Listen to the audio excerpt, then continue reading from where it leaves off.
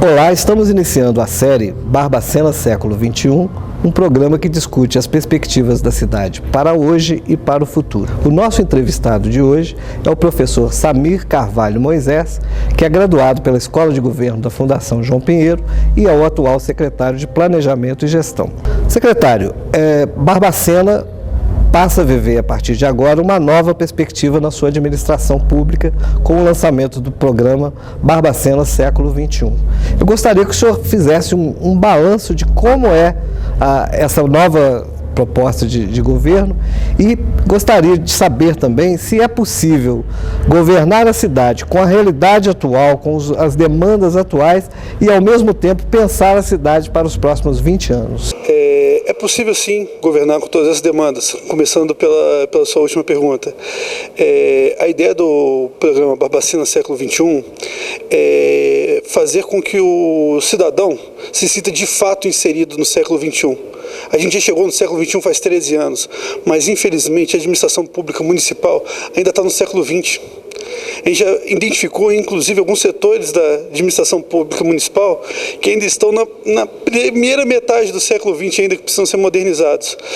E essa modernização, ela não se faz simplesmente para se tornar um bom lugar para se trabalhar. Não, não, não. Na verdade, o nosso objetivo é o cidadão. É tornar Barbacena uma cidade em que o cidadão tem orgulho de viver. Porque o resultado dessa movimentação na máquina pública, ele pode ser visto no curto, médio e longo prazo, mas principalmente no longo prazo. Nosso objetivo é, dentro de 20 anos, promover uma grande mudança na cidade. Para isso, você tem que resolver os problemas de hoje para hoje, sem jamais perder o foco nos problemas de amanhã, que você precisa antecipá-los hoje. E é assim que o nosso programa vai funcionar.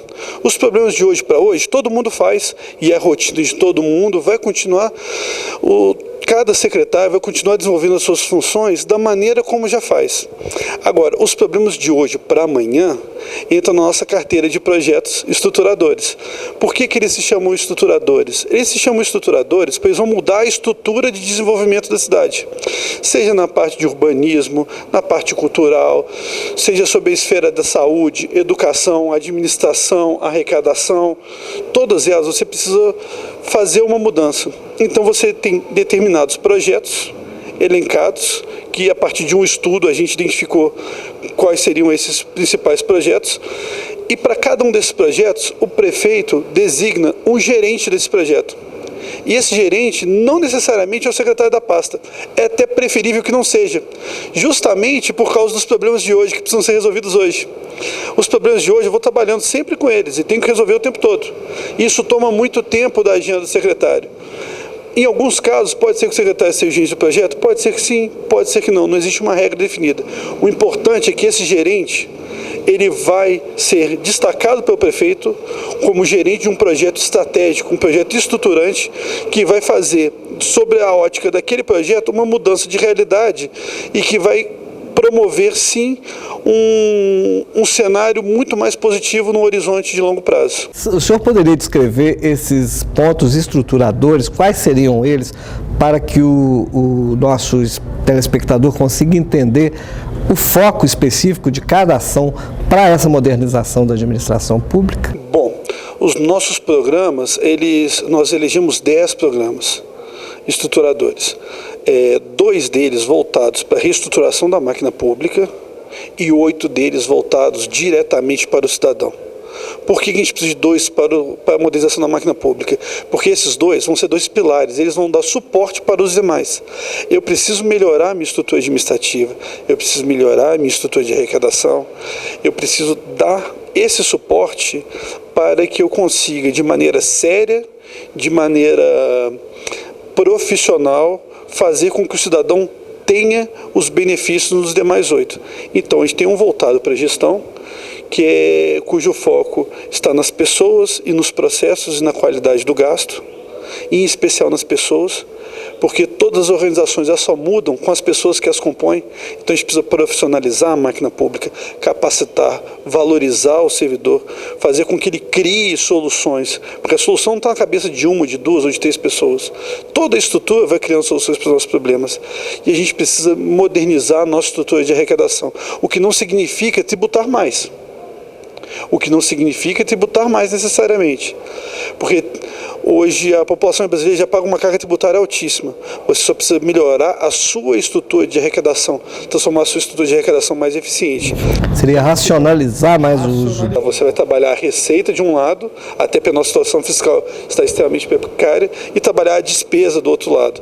A sua receita vai te dar a capacidade de investimento e a sua despesa vai melhorar a qualidade do seu gasto. E a nossa principal despesa, que corresponde a 60% do nosso orçamento, que é pessoal, a gente vai melhorar a qualidade de todas as nossas despesas, começando pelo recurso humano. Melhorar a qualidade do gasto em todas as suas vertentes. Melhorar a qualidade do gasto com recursos humanos. O nosso servidor ele vai ser produtivo, mais produtivo naturalmente, com mais capacitação, com mais valorização, com mais incentivos ao seu desenvolvimento. Esses são os nossos dois pilares.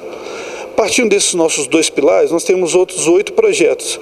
Um voltado para a área de saúde, que deve focalizar a atenção básica de saúde e, mais ainda do que a atenção básica, a educação para a saúde do nosso cidadão, porque um cidadão que cuida da própria saúde, ele não vai demandar. E quando ele demandar, ele consegue ser atendido no nível primário.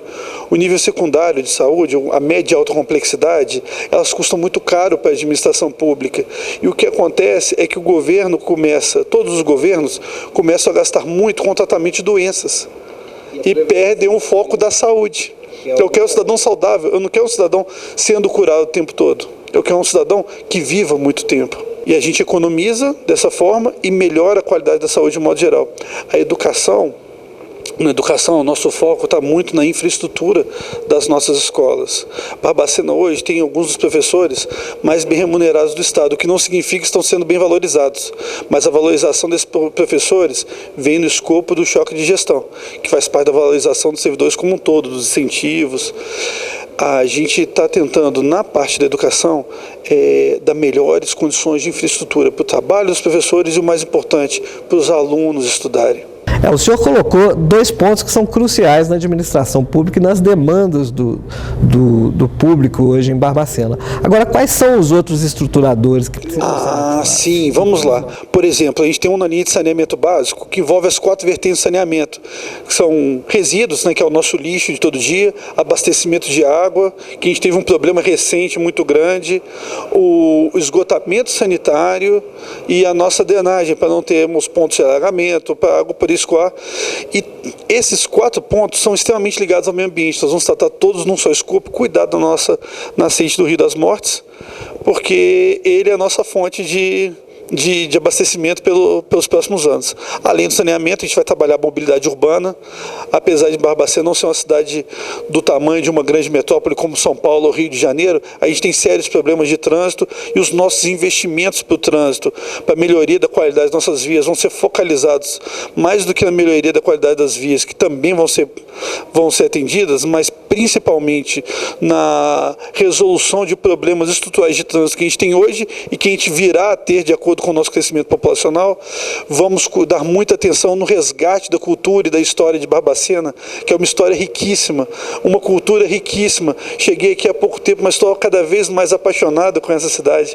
E a gente tem muito para mostrar para fora que não é mostrado. O povo de Barbacena conhece, mas é importante a gente mostrar e vender isso para o resto do estado. Isso é o nosso produto turístico, na verdade, não é? Pois é, e a gente consegue alavancar o turismo com essas ações culturais. Porque muita gente diz que a cidade perdeu a sua estética histórica, vamos dizer assim, pela perda de vários imóveis históricos, mas isso não significa que nós tenhamos perdido a história, né? Não, jamais. E essa é uma história muito rica que precisa ser resgatada. Além disso, nós já falamos do saneamento básico, já falamos da cultura, também temos assistência social, que nós vamos melhorar nossa rede, estruturar nossa rede de atendimento de assistência social. Vamos trabalhar também uma vertente de desenvolvimento econômico com foco na geração de emprego. A gente precisa ativar a economia da cidade. Por isso que eu falei, só abrindo parênteses, voltando na receita, não significa tributar mais. Aumentar a atividade econômica na cidade significa aumentar a arrecadação da prefeitura e melhorar a forma como a prefeitura presta os serviços para o cidadão. Então nós já falamos de desenvolvimento econômico, saneamento básico com o meio ambiente, cultura com turismo, educação, saúde com atendimento prioritário na atenção básica de saúde, Barbacena Digital, que é uma inovação, coisa que pouquíssimos lugares está acontecendo, mas é um caminho sem volta, que é o caminho da digitalização. A gente vai trabalhar, hoje uma das nossas portas de atendimento cidadão é muito frágil, que é a gerência de atendimento ao público que a gente tem ali ao lado da unidade de atendimento integrado do UAI. A gente pretende fazer com que o cidadão tenha acesso aos serviços da prefeitura, quase que na sua totalidade, por meio eletrônico. Hoje todo mundo tem acesso à internet, pelo telefone, pelo tablet, no computador, num centro tecnológico, e na universidade, em qualquer lugar, todo mundo no trabalho. A gente quer facilitar a vida do cidadão. O cidadão vai precisar de ir menos à prefeitura e ela vai estar mais presente. A prefeitura vai estar em qualquer lugar, basta ele entrar no portal da prefeitura e que nós vamos começar a disponibilizar cada vez mais serviços da prefeitura em meio eletrônico. É um absurdo hoje o cidadão ainda, e a gente não tem condições de estar trabalhando para essa mudança, o cidadão tem que demandar, ficar mais de hora numa fila para demandar uma certidão negativa de débito tributário, sendo que pagou todos os tributos dele em dia, para ele quer abrir uma empresa, vai dar dinamismo para a economia da cidade, e demora algum tempo ainda, ele protocola e tem que voltar no outro dia para receber a resposta com a certidão dele de débito tributário. Ele pode entrar na internet, igual a gente faz hoje na Receita Federal, e emitir, olha, meu nada consta aqui, consigo trabalhar, abrir a minha empresa mais rápido, gerar mais empregos para a cidade, movimentar a economia como um todo. O senhor tocou num ponto aí extremamente interessante. Quando se fala em desenvolvimento econômico, imagina-se trazer empresas. E nem sempre o emprego vem justamente da chegada de uma nova empresa. O empreendedor local, muitas vezes, pode ser a grande saída para essa geração de empregos. Como se pensa isso dentro do projeto Barbacena Século XXI? Olha, na verdade, o desenvolvimento a gente faz com investimentos, seja de qual for a origem, que é exatamente o que o senhor explicou. Ou o empreendedor da cidade, com a sua capacidade de investimento, vê incentivos para investir mais, ou a gente busca novos investimentos de fora, desde que o investidor de fora traga um investimento que seja sustentável, que a cidade tenha condições de suportar a chegada desse investimento, os impactos positivos e negativos, que a gente não está visando só a receita, a gente precisa gerar empregos, mas nós não podemos poluir, nós não podemos trazer algum tipo de investimento que possa incentivar o crescimento de criminalidade ou qualquer coisa do tipo. Então o investimento tem que ser muito responsável. Então nessa linha a gente já até desenvolveu algumas ações já prioritárias, aproveitando uma lei aprovada pelo governo do estado. A prefeitura já fez uma articulação com a Codemig, foi assinado um convênio, fizemos a transferência da gestão da área da Codemig, que não havia sido negociado no nosso Distrito do Céu, para a prefeitura, para a gente ali conseguir incentivar a geração de novos investimentos, seja de que origem for. E o cidadão barbacenense que deseja investir, o empresário que deseja investir, ele tem ali um local para investir, ou se ele quiser investir em outros locais, nós estamos trabalhando muito seriamente, já começamos a conversar com o governo do estado, devemos assinar uma parceria nos próximos meses para cada vez mais simplificar, desburocratizar o relacionamento do cidadão com a prefeitura. Porque hoje a prefeitura acaba, de certa forma, atrapalhando. A gente tem certeza que se a prefeitura não atrapalhar, o empresário dá conta.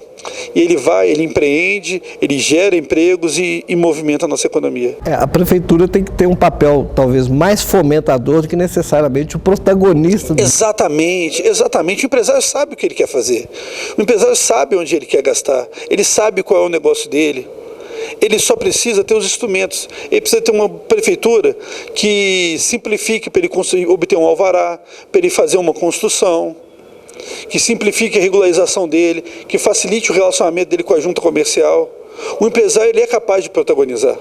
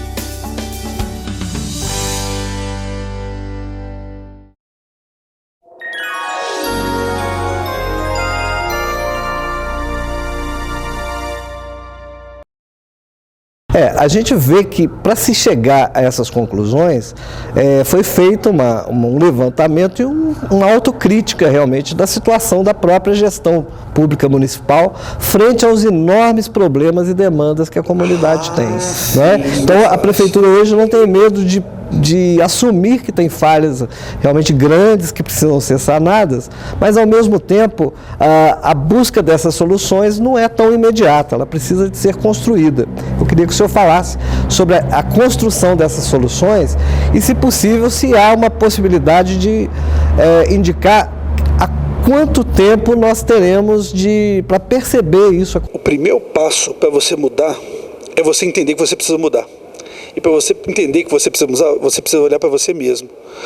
A gente teve que olhar para a estrutura da prefeitura, a gente teve que criticar essa estrutura, criticar a nossa situação atual para identificar quais são os pontos que a gente precisa mudar na nossa forma de agir, na nossa forma de gerenciar os nossos assuntos. Isso é um primeiro grande passo, é uma autocrítica. E uma mudança de cultura não se faz de um dia para o outro. Esse ano nós pegamos uma prefeitura muito fragilizada, ainda estamos enfrentando muitas dificuldades e uma lógica dessa de planejamento de longo prazo, de programas estruturantes, de focalização de ações que vão promover uma mudança de longo prazo, nunca foi implementada em Barbacena. E você não vai conseguir fazer isso de um dia para o outro. Quem dizer que vai fazer isso de um dia para o outro está mentindo. Isso é um processo gradativo. Esse ano a gente consegue alguns avanços. Ano que vem vamos conseguir outros avanços. Já no final do ano que vem as pessoas vão começar a observar de maneira mais concreta os resultados desses avanços. No terceiro ano a gente consegue talvez já colocar uma cultura bem mais impregnada de planejamento internamente para a prefeitura. E o cidadão ele não precisa conhecer necessariamente essa cultura de planejamento. O cidadão ele só precisa ser bem atendido. O cidadão elege aqueles representantes que são para prestarem os serviços públicos que ele necessita, prestarem aqueles serviços públicos para os quais ele paga imposto todo dia, para os quais ele paga as taxas todo dia. O que a prefeitura precisa fazer agora é isso, é focalizar, direcionar os seus investimentos e cada vez mais ir aderindo a essa cultura. E essa mudança de cultura não é de um dia para o outro. E para a gente fazer uma mudança de comportamento, isso demanda tempo, demanda aprendizado, e aprendizado de ambas as partes, de quem está aderindo a uma cultura nova e de quem está chegando para conhecer uma cultura de uma cidade, para entender como as coisas funcionam, para adequar uma metodologia que já teve sucesso em outro lugar a uma realidade distinta, porque não existe fórmula mágica. E aí você vai fazendo esse encontro de uma cultura de um lado com uma cultura do outro para um objetivo, que é qual? Promover uma mudança na cidade com planejamento, com trabalho sério, com profissionalismo. Isso é gradativo. Professor, o senhor vivenciou no governo do estado de Minas Gerais todo o processo de construção do chamado choque de gestão. Eu queria que o senhor detalhasse um pouco como foi essa experiência no governo de Minas Gerais e como está sendo essa possibilidade de aplicar alguns desses conceitos na realidade da administração pública em Barbacena. Bom, é verdade. Tive o prazer de trabalhar no governo do estado nesse momento de mudança. No começo do choque de gestão eu ainda estava nos bancos da faculdade. Me formei no final de 2005, já entrei em 2006, na segunda etapa do primeiro ano de governo. Já tínhamos muitas coisas bem firmadas. O primeiro ano lá também foi muito difícil. No primeiro ano não se fazia nada, você precisava organizar papéis, organizar estruturas mínimas, processos básicos de funcionamento, mas sempre mirando longo prazo. Naquela época o governador Aécio Neves priorizou, se não me engano, 30 ou 31 projetos, não me lembro de cabeça ao certo. E para esses projetos ele priorizava qualquer sobra de orçamento. Por que ele priorizava? Porque a rotina ela vai sempre continuar acontecendo. E se a gente não modificar a rotina, e são esses projetos que modificam, a gente não vai sair da mesmice e não vai conseguir mudar a realidade. Uma das coisas que a gente está começando a trazer para cá, e no nosso novo plano plurianual ela irá constar, é justamente isso, a focalização dos investimentos, a priorização dos investimentos nesses projetos que vão promover essa mudança. O que mais que o governo do estado fez? O governo do estado fez uma revisão do choque de gestão, uma revisão da legislação das carreiras dos servidores, de uma forma a modernizar essa gestão de recursos humanos, valorizar e incentivar os servidores. Ele investiu muitos recursos na profissionalização dessa máquina.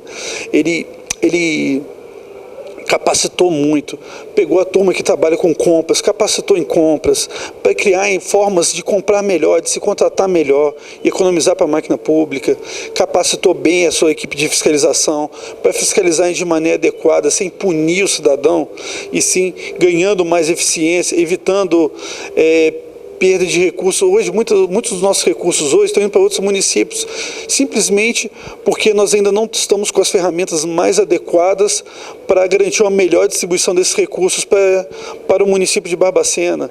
O governo também facilitou o relacionamento com o terceiro setor, por meio da criação de OCIPs. Ele melhorou a forma de você conseguir mais investimentos sem ter desembolso direto, que foi com a implementação das parcerias público-privadas. Inclusive, uma das legislações mais elogiadas em todo o Brasil, que foi uma mudança muito grande, é a legislação mineira.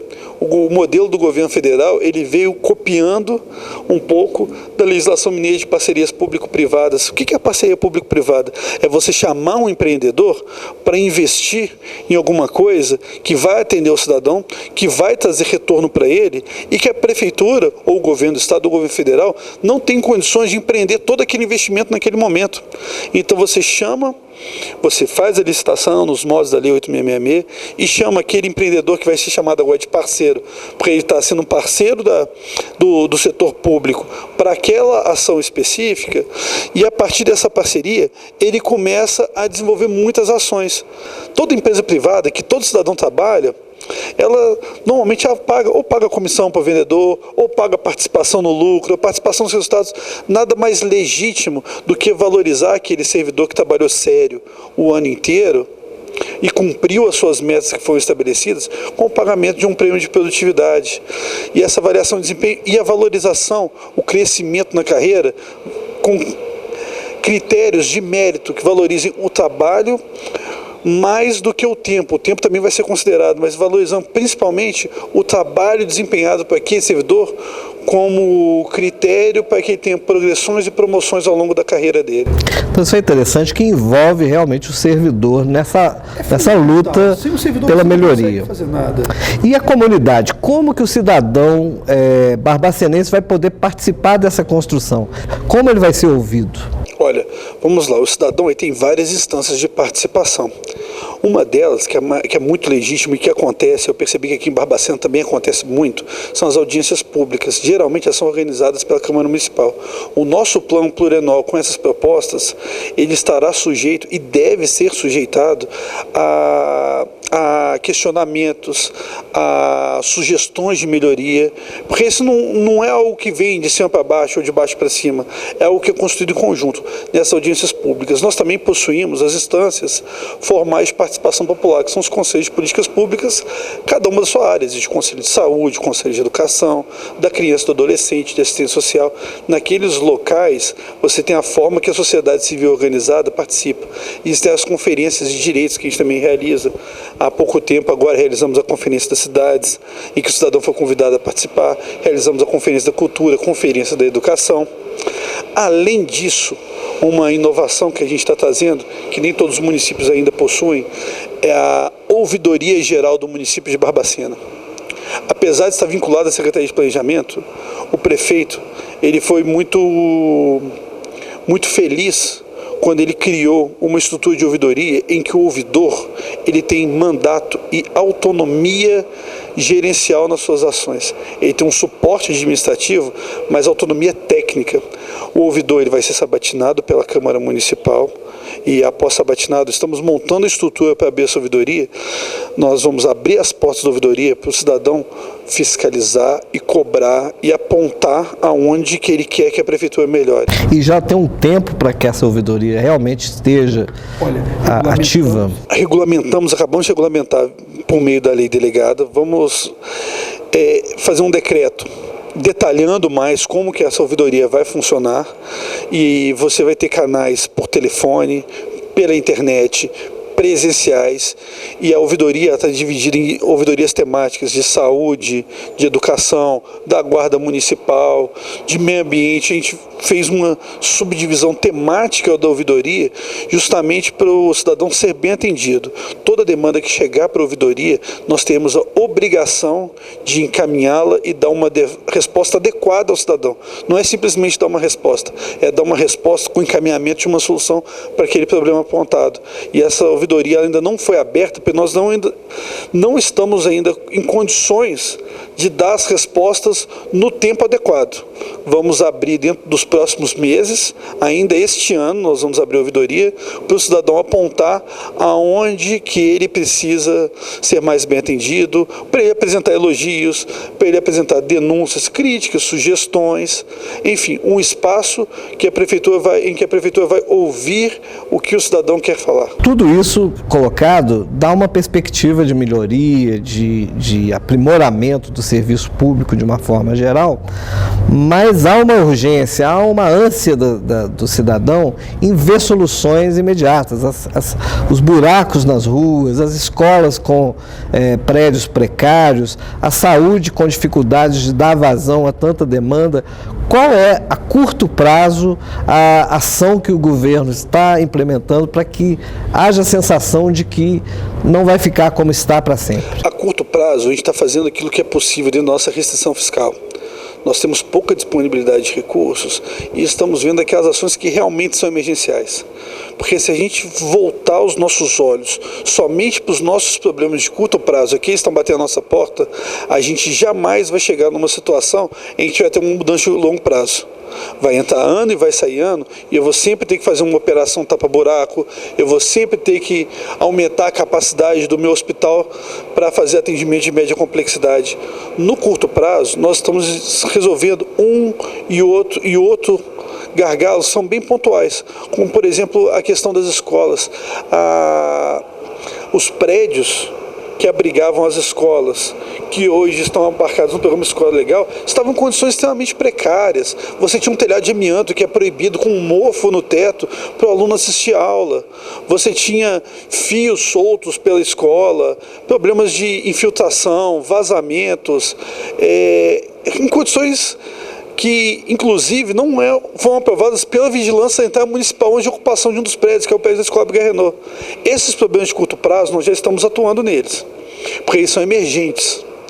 Agora, nós temos que ter a clareza e a tranquilidade para trabalhar nesse horizonte de 4 anos com ações que vão promover uma mudança da cidade para os próximos 20 anos.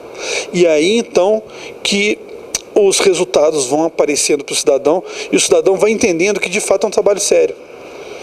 Porque você não consegue resolver todos os problemas num curto espaço de tempo e com a situação administrativa e fiscal que foi encontrada. Como você mesmo falou da questão dos buracos na cidade, a gente tem tantas operações de tapa-buraco uma em cima da outra, que eu mesmo estou conhecendo, estou cada dia mais aprendendo com a cidade. Um dos caminhos que eu pego para todo dia ir para o trabalho, a rua já não tem buraco nenhum.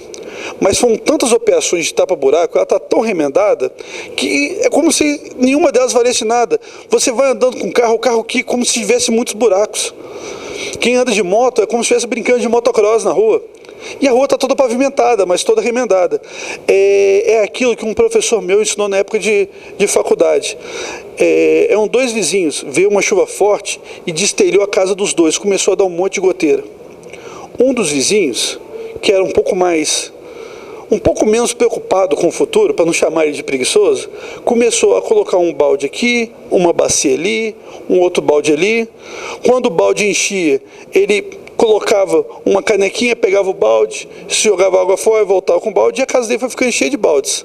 Para cada goteira ele botava um balde. O outro vizinho falou assim, não, eu não vou poder ficar com essas goteiras. Chamou a família dele, conversou, falou assim, olha gente, nós vamos passar por algum período, 1 mês, 2 meses, nós vamos ter que mexer nesse telhado aqui da sala, depois nós vamos mexer no telhado lá da cozinha, e a cozinha vai ficar com os baldes por enquanto, porque a gente precisa comer. A cozinha é mais emergente, mas a sala, que a gente está vendo televisão, nós vamos fechar ela agora. E aí, naquele quarto ali, vou precisar de vocês 2 dormirem juntos, que nós vamos ter que mexer naquele quarto. Ele segurou as pontas, conteve o orçamento familiar, fez uma reforma na casa dele. 4, 5 meses depois, o vizinho que tinha 5 baldes na sala já tinha 10. E o vizinho que reformou estava com a família feliz, a sua sala bonita, a sua cozinha reformada e os seus filhos cada um no seu quarto. É mais ou menos isso que a gente quer fazer. Bem, agradecemos a presença do professor Samir Carvalho Moisés, que abre essa série de programas sobre Barbacena e as perspectivas para o século XXI. E no próximo programa nós retornamos com outro tema e outro convidado para continuar esse instigante debate sobre o presente e o futuro da nossa cidade.